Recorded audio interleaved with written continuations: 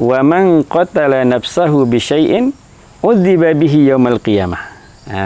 Barang siapa yang membunuh jiwanya, dirinya dengan sesuatu, dia akan dihukum dengan cara itu pada hari kiamat. Ustaz, ngomongin soal bunuh diri, Ustaz. Ya. Kalau ancamannya sendiri, mungkin ada nggak dari Allah atau Rasulullah gitu yang menyampaikan, Ustaz, ancaman terhadap orang yang bunuh diri? Karena memang konsekuensinya besar, ya. Tentu biasanya terkait dengan tindakan pelanggaran itu pasti sudah ada pemberitahuan sebelumnya, ya. Misalnya katakanlah seperti kanun-kanun jinayat yang ada di Aceh. Itu kan agar orang ada efek jerahnya, kan, ataupun tidak berani melakukan, itu ada hukubat namanya. Hukubat itu hukuman, ya. Hukuman terhadap tindak ataupun perilaku jinayah yang dilakukan oleh seorang. Maka terkait dengan dosa besar juga jauh-jauh hari Allah telah menyampaikan. Yang tadi misalnya dalam surah An-Nisa ayat 30 itu balasannya fasawfa nuslihi narah. Kami akan memasukkannya ke dalam neraka. Jadi bagi seorang mukmin mendengar neraka itu kan syok juga, kan. Ya, jadi neraka ini api, kan. Di dunia saja kita dengar api itu udah syok. Apalagi nanti di akhirat yang tentu lebih kali gandanya sampai 100 kali ataupun 99 kali, kan. Jadi panas api di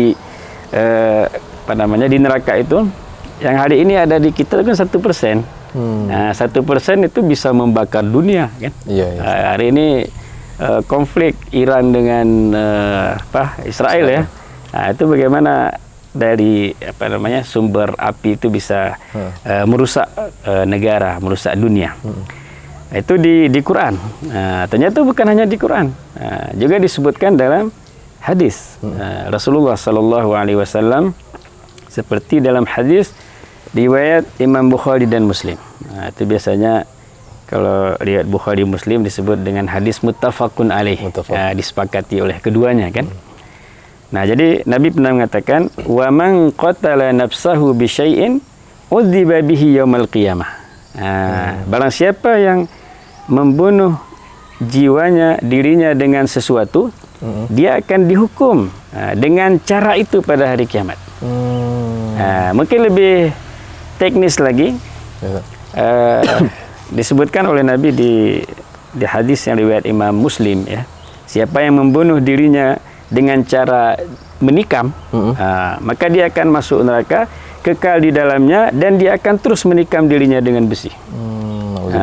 Barang siapa yang membunuh dirinya dengan cara meloncat dari ketinggian, dari gunung, nanti pada hari kiamat dia juga akan kekal seperti itu, terus meloncat, mati, hidup lagi, meloncat, mati, hidup lagi. Disebut dengan khalidan mukhalladan, ya. Dia terus kekal di dalamnya. Khalidan mukhalladan. Kemudian juga barang siapa yang membunuh dirinya dengan cara meminum racun, tahassa summan, ya, samman, ya. Sam itu racun, ya. Sam. Siapa yang dengan cara meneguk, meminum racun, maka juga yang bersangkutan nanti akan kekal dalam neraka, dan dia terus meminum racun tersebut, dan begitulah seterusnya, ya. Jadi ternyata ancamannya sangat luar biasa. Maka kita perlu untuk berhati-hati terkait dengan tindakan yang melanggar, ya, melanggar aturan-aturan agama kita. Jadi mungkin kita agak miris juga, ya. Biasanya kasus-kasus seperti ini jauh dari kita. Mungkin di di provinsi-provinsi lain, kita dengar, ataupun di belahan dunia lainnya. Tapi hari ini sudah ada di gaya luas, ya. Maka mudah-mudahan ke depan nanti, ya, tidak terjadi lagi, ya. Berpikirlah lebih realistis, ya, berpikir rasional, dekatkan diri kita dengan agama, kan. Kan malu kita di Jepang yang dulu kebiasaannya ada disebut dengan budaya harakiri, kan, ada satu hutan, biasanya orang kalau udah mentok, udah depresi, pergi sana bunuh diri. Nah, tapi pada hari ini hutan itu sudah ditulis dengan tulisan-tulisan motivatif ya. Ingatlah keluarga, ya, ingat anak, kan, ingat masa depan. Jadi mereka saja yang tidak berakidah Islam bisa tersadarkan ya dengan dampak buruk dari bunuh diri itu.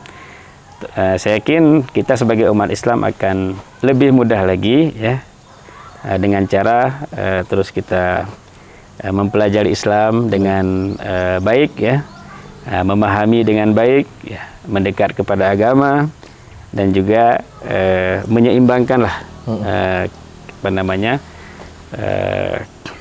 dunia dengan akhirat kita. Kemudian Ustaz, kita kan setiap kali sholat Ustaz, iyyaka na'budu wa iyyaka nasta'in Ustaz. Artinya kurang lebih yang kami pahami bahwa kita harus menggantungkan diri dan berserah diri pada Allah kan Ustaz. Nah ini sebenarnya kita berserah diri kepada Allah ini Ustaz dan menggantungkan diri ini seperti apa sebenarnya yang ditafsirkan mungkin Ustaz?